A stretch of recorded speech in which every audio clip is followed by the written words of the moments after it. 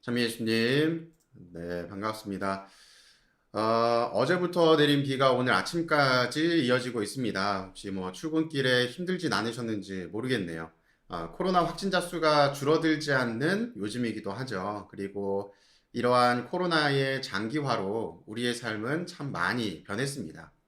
뭐 학교 생활, 직장 생활, 가정 생활, 나아가서 신앙 생활도 새로운 국면을 맞이하고 있습니다.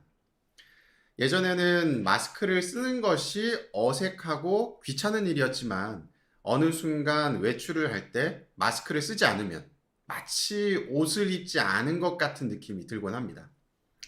이렇게 코로나는 우리의 일상에 깊이 있게 파고든 것 같습니다. 그래서인지 우리의 신앙생활도 많은 어려움을 겪고 있습니다. 오늘 독서와 복음은 그런 저희에게, 바로 우리에게 중요한 가르침을 주고 있습니다. 오늘 복음은 예수님께서 12명의 사도들을 뽑으시는 내용입니다. 사도들을 뽑으시는 내용을 다룰 때면 흔히 이야기하는 내용들이 몇 가지 있습니다. 예수님께서 사도들을 뽑기 전에 산에 가셔서 홀로 밤새 기도하신 다음에 뽑으셨다 라고 하는 내용과 제자들이 이 뛰어난 능력이 있는 사람들이 아니라 그냥 일반적인, 어찌 보면 조금 더 부족한 사람들이었다라고 하는 내용입니다. 저는 오늘 복음에서 이 성소, 즉 거룩한 부르심에 관해서 이야기하고 싶습니다. 성소라는 말은 여러분들 참 많이 들어보셨을 텐데요. 방금 말씀드린 것처럼 거룩한 부르심, 즉 하느님께서 우리를 불러주신 것을 의미합니다.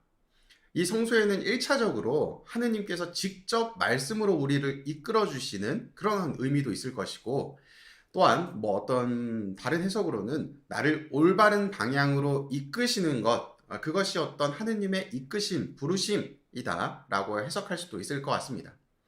그리고 뭐 저처럼 사제 성소, 그리고 수도자들처럼 수도 성소와 같은, 또 여러분들처럼 혼인 성소와 같은 이러한 성소를 이야기할 때도 이 말이 사용이 되죠.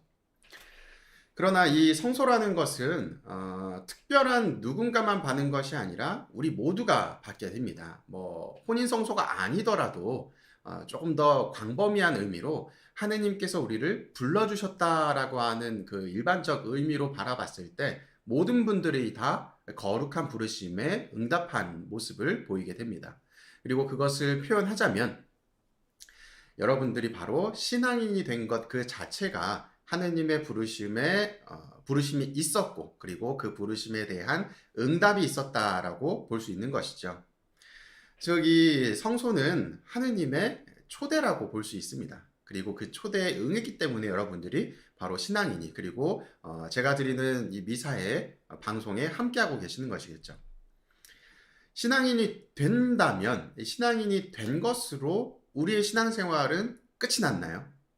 아닙니다. 그때부터가 사실은 시작이죠. 고등학생 때 그런 생각을 많이 했습니다. 내가 대학교만 가봐라, 신학교만 가봐라, 뭐 이런 말들을 많이 했어요. 왜 그럴까요? 고등학교 내내 공부를 하면서 내가 하고 싶은 것들을 참고 견디고 내가 원하는 대학교, 뭐 저 같으면 신학교에 해당이 되겠죠. 신학교에 들어가기만 하면 이제 나는 자유다라는 생각이 있었기 때문입니다. 내가 들어가기만 하면 이제 내가 목표를 이루었기 때문에 내가 하고 싶은 것들을 하겠다라는 생각이었죠. 그런데 현실은 어떤가요? 대학교에 입학하고 난 뒤가 사실은 시작이죠. 저도 신학교를 입학하고 난 뒤가 시작이었습니다. 이 고등학생 때까지는 그냥 일반적인 고등학생으로 지내다가 신학교에 입학하는 그 순간부터 전혀 다른 대우를 받기 시작을 해요. 신학생이라고, 학사님이라고 불리우면서 내가 더 자유롭지 못한 억압된 생활에 놓이게 됩니다. 이건 다른 분들도 마찬가지겠죠. 그리고 또 이 신학교를 졸업하고 여러분들 같은 경우는 뭐 이제 대학교를 졸업하고 난 뒤에는 이제 무슨 걱정이 있죠? 취업의 문제가 이제 닥칩니다. 어디에 취업을 해야 되는지, 취업을 하기 위해서는 무슨 준비를 해야 되는지. 뭐 저에게는 마찬가지로 사제가 되고 나서 사제로서 어떻게 살아야 되는지, 각 본당에서 내가 어떠한 모습을 보여야 되는지, 나는 어떤 준비가 되어 있는지, 이런 고민들이 계속해서, 이런 어려움들이 계속해서 우리에게 다가옵니다. 그리고 취업을 하고 나서 혹은 저는 이제 또 부임을 하고 나서 어떠한 어려움이 다가올까요? 또 그 너머에는 또 다른 어려움들이 우리를 집어삼키려고 입을 벌리고 있는 모습을 보이게 되죠. 이처럼 어떠한 결과의 이 시작은, 어떠한 일의 시작은 끝이 아니라 새로운 출발입니다. 우리가 신앙인이 되었다면 그것으로 끝나는 것이 아니라 새로운 시작인 것이죠. 그리고 우리는 그 신앙을 잘 간직하고 성장시켜서 완성해 나가야 되는 존재인 것입니다.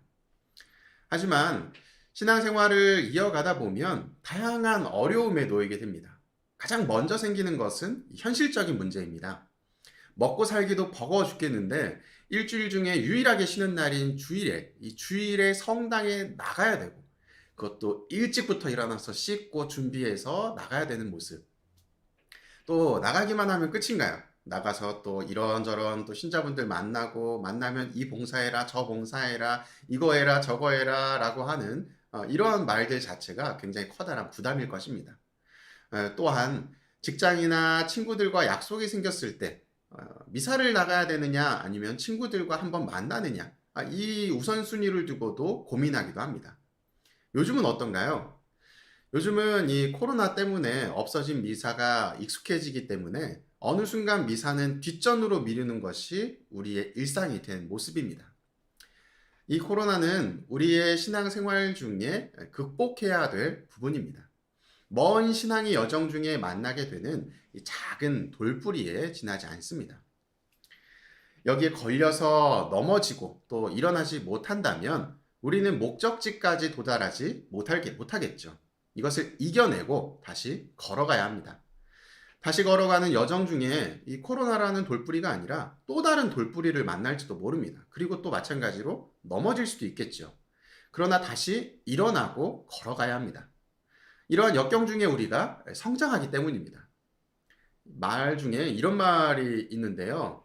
신은 나에게 레몬을 주었지만 나는 레몬으로 레모네이드를 만들겠다 라는 말이 있습니다.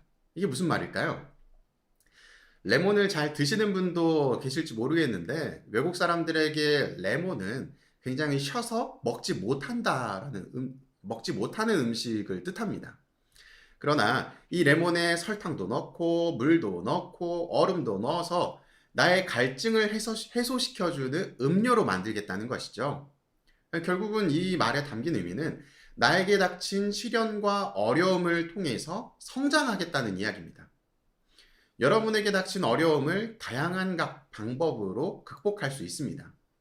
신앙 안에 닥친 어려움은 무엇으로 극복할까요? 당연히 기도로 극복할 수 있습니다. 오늘 독서에서도 바오로 사도는 이야기합니다. 예수님을 주님으로 받아들였으니 어디에 살아라? 그분 안에 사십시오 라고 하는 말을 하고 있습니다.